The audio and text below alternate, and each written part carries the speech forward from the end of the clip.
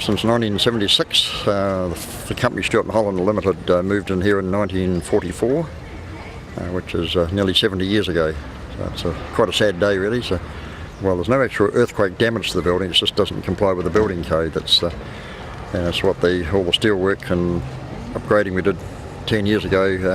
There's only attached to bricks and concrete columns, which is not up to standard now. So unfortunately, we had to make the decision to either strengthen it or knock it down. The cheapest option was to knock it down and possibly start again.